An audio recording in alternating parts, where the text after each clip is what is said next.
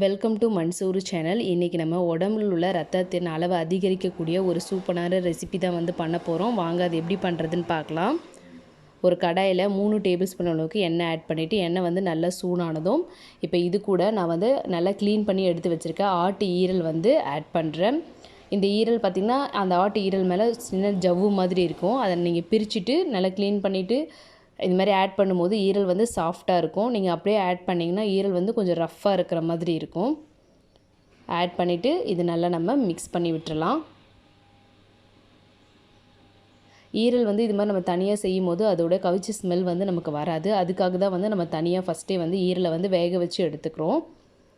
இப்போ இது கூட 1/4 டீஸ்பூன் அளவுக்கு மஞ்சள் தூள், 1 டேபிள் ஸ்பூன் வந்து மிளகாய் தூள், உப்பு வந்து தேவையான அளவு ஆட் பண்ணிக்கலாம். ஈரலோட குவான்டிட்டிக்கு ஏற்ற மாதிரி நீங்கள் மிளகாய் தூள் வந்து ஆட் பண்ணிங்க.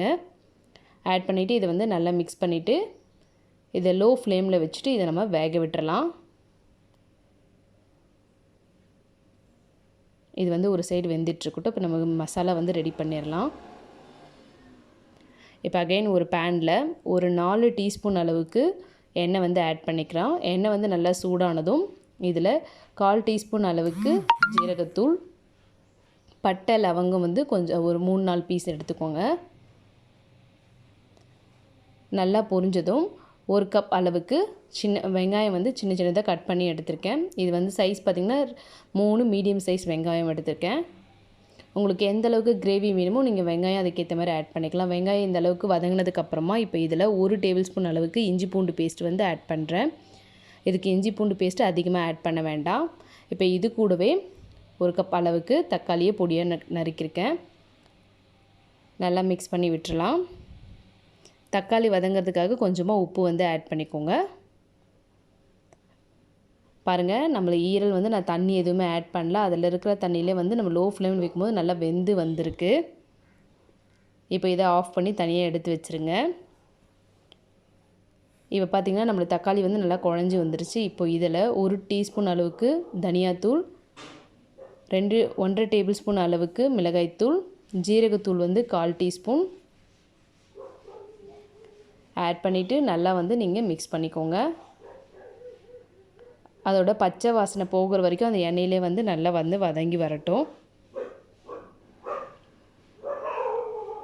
இப்போ இதில் ஒரு 1/4 டம்ளர் அளவுக்கு தண்ணி மட்டும் ஆட் பண்ணிக்கிறேன். ஏன்னா நம்மளுக்கு கிரேவி வந்து நல்லா கொஞ்சம் கொதிச்சு வரணும். அதுக்காக உங்களுக்கு ட்ரையாக வேணும்னு நீங்கள் தண்ணி எதுவுமே ஆட் பண்ண வேண்டாம்.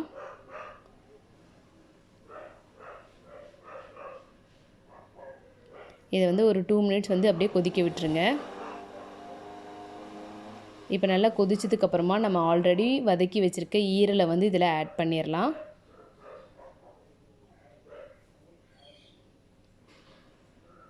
இதை வந்து நல்லா மிக்ஸ் பண்ணி விட்டுருங்க. நம்ம இந்த கிரேவியோடு இப்போ மிக்ஸ் பண்ணும்போது ஈரல் வந்து நல்லா இன்னும் சூப்பராக வெந்து வந்திருக்கும். இப்போ இது கூட 1/2 டீஸ்பூன் கரம் மசாலா, 1/2 டீஸ்பூன் மிளகுத்தூள் ஆட் பண்ணிவிட்டு நல்லா மிக்ஸ் பண்ணி விட்டுடலாம்.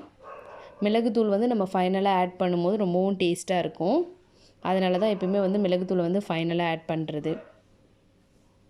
நல்லா வந்து இதை மிக்ஸ் பண்ணி விடுங்க. பாருங்கள், எண்ணெய் வந்து நல்லா பிரிஞ்சு வருது. ஃபைனலாக வந்து நான் கருவேப்பிலை வந்து ஆட் பண்ணிக்கிறேன். ஆட் பண்ணிவிட்டு மிக்ஸ் பண்ணும்போது ஒரு ரெஸ்டாரண்ட் ஸ்டைலில் உங்களுக்கு வந்து இந்த ஈரல் வந்து கிடைக்கும். பாருங்கள், ஒரு சூப்பராக வந்து நம்மளுக்கு ஈரல் ரெசிபி வந்து ரெடி ஆகிடுச்சு. இதை மந்த்லி 2 டைம்ஸ் வந்து நீங்கள் செஞ்சு சாப்பிட்டிங்கன்னா உங்களுக்கு உடம்புக்கு ரொம்பவும் நல்லது. இந்த ரெசிபி நீங்களும் உங்கள் வீட்டில் ட்ரை பண்ணி பாருங்கள். உங்கள் ஃப்ரெண்ட்ஸ்க்கு ஷேர் பண்ணுங்கள். சப்ஸ்கிரைப் பண்ண மறந்துடாதீங்க. தேங்க்யூ.